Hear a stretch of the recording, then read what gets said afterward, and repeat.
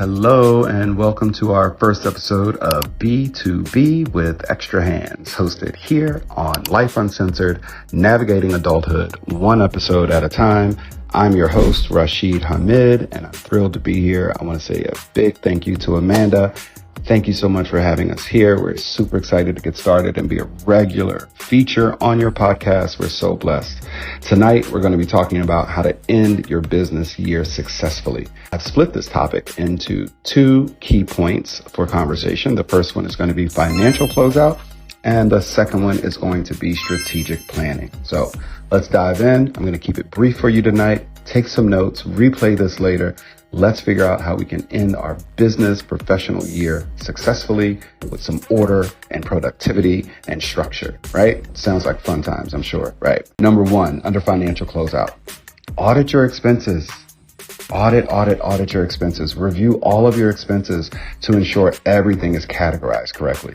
You would be surprised by the savings that you could find by eliminating some of those unused subscriptions or renegotiating vendor contracts. Trust me, it's worth taking a second look at. Number two, reconcile financial accounts. What do I mean by that? Double check those invoices. Double check those payments so that you can avoid surprises during tax season. Here's a pro tip. We can automate those processes so that the future can be less headaches for you. Ask me how. Last, tax preparedness. What do I mean by tax preparedness? This is another big one.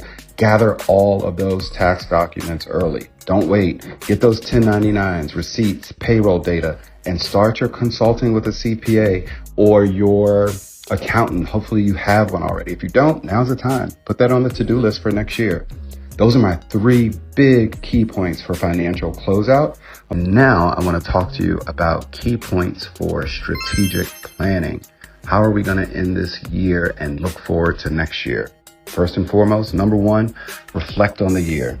I know that sounds simple enough, but it is very true and very important. Reflect on the year. Review those annual KPIs. Review your client feedback. Check out your project successes and failures. See where your wins and losses were and analyze those. Really take a deep dive. I once had a client who realized that they exceeded their revenue goals, but they lost customer retention because they were overlooking feedback. So really pay attention to what the year in review looks like for you. Number two, set SMART goals. For those of you who don't know, SMART goals, that S, specific, M, measurable, A, achievable, R, relevant, and T, time bound. Set SMART goals for yourself. But here's the key.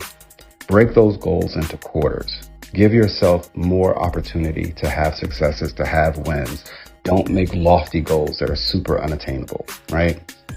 Number three, update your systems and processes. This is a perfect time of the year to review any of the tech that you're using. Is it outdated? Has it been upgraded? Do you need to swap out? Have you done any research? This is an opportunity for you to take advantage of technology at its best. Also worth mentioning, ExtraHands, we are professionals at streamlining processes by automating tools. Just putting it out there. You can reach us by website or DM or asking Amanda.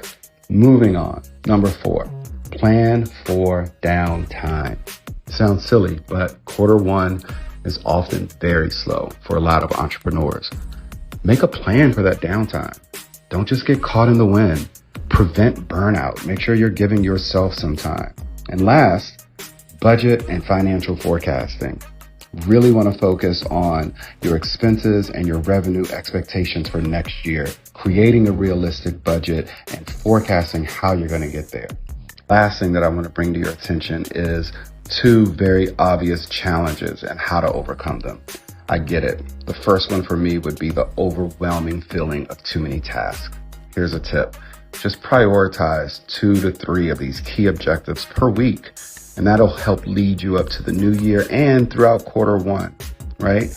I had a time when even I felt stretched thin, but had to focus on some of those high impact activities. You can do the same. The second challenge that I want to point out is this very natural urge to resist change. We have a way of doing things. It works, or it has worked, or we think that it has worked. Wink, wink. But the idea is we really do need to be pivoting and growing with our business. Everything that we think works isn't working. And if we're not staying fresh and innovative within our business, then we're falling behind. Embrace change. Make small improvements before you make those full-on commitments. That's my advice. Listen, I want to thank you for your time, for your attention, and for joining us here on our first episode of B2B with ExtraHands. And I'm so excited that we're going to be here on a regular basis.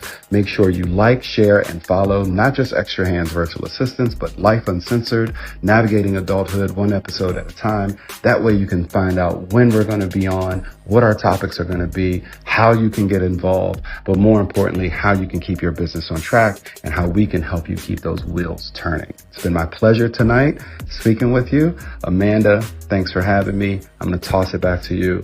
Look forward to seeing you guys very soon. Have a great night and Happy New Year. Cheers.